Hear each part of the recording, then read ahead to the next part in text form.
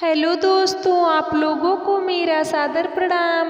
कैसे हैं आप लोग। आज की हमारी कहानी है श्री कृष्ण जी और राधा जी का अंतिम मिलन। अगर आपको कहानी पसंद आए तो प्लीज़ आप हमारे चैनल को सब्सक्राइब ज़रूर करना। राधा कृष्ण का आमना सामना हुआ। मिलते ही राधा ने कहा, कृष्ण कैसे हो। कृष्ण हतप्रभ रह गए।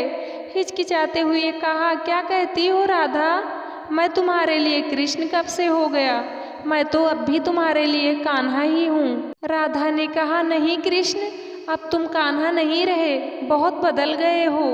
क्या बदलाव आ गया है मुझ में। राधा, कोई एक हो तब न बताऊं।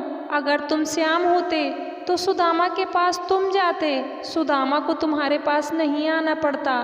तुम बनमाली थे, तुम्हारे गले में बनमाला सौंपती थी। शायद तुम्हें नहीं मालूम हुआ होगा कि तुम्हारे लिए माला बनाने के लिए मैं और मेरी सखियाँ ललिता, विशाखा, अनुराधा, कुसुम, सभ्या आदि वृंदावन के 7 बनों से फूल चुनती थी। कितनी बार बाहों में खरोच आई, ओढ़नियाँ फट जाती थी, घर पर मार पड़ती थी, पर जब तुम वही बनमाला पहनकर हंसते थे तो आत्मा तृप्त हो जाती थी। लगता था कि लोक परलोक दोनों बन गए। आज तुम्हारे गले की वह बनमाला कहाँ गई।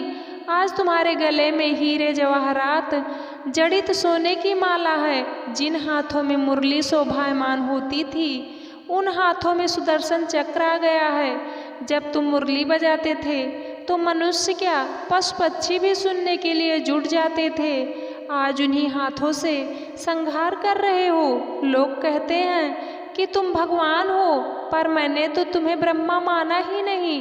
तुम तो मेरे नंद के लाल मुरलीधर श्याम थे, एक सामान्य ग्वाला। तुम्हारे इस रूप का तो पता ही नहीं था। तुमने उद्धव को भेजा था हमें निर्गुण ज्ञान बताने के लिए।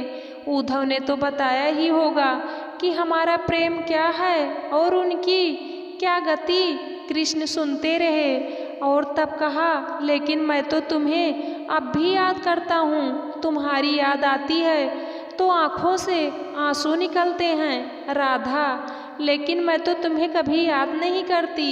याद तो उसको किया जाता है जो कहीं दूर चला गया हो।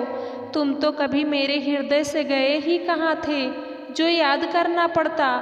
रही मेरे न रोने की बात तो कान्हा, मैं इसलिए नहीं रोई कि मेरी आँखों में बसे हुए तुम कहीं आंसुओं के साथ निकल न जाओ।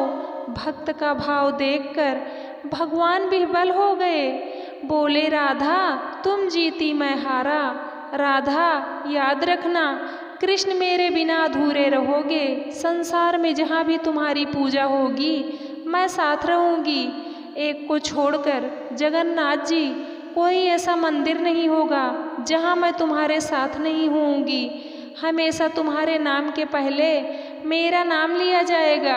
ठीक उसी प्रकार जैसे पूर्व में प्रभु श्री राम के पहले माँ सीता का नाम आया। भगवान श्री कृष्ण ने एवं मस्तु कहा और एक अंतिम बात कही कि राधा, अब इस जीवन में मेरी तुम्हारी भेंट नहीं होगी, पर मैं तुम्हें कुछ देना चाहता हूँ, जो भी इच्छा हो मांग लो। राधा ने कहा, कन्हैया, मुझे तो सब कुछ मिल चुका है और कुछ नहीं चाहिए। मेरा तुम्हारा प्यार अमर रहे। जब तक इस धराधाम पर एक भी प्राणी जीवित रहे मुझे तुम्हारे साथ याद करता रहे। परंतु कहते ही हो तो एक बार वही मुरली की तान एक बार और सुना दो।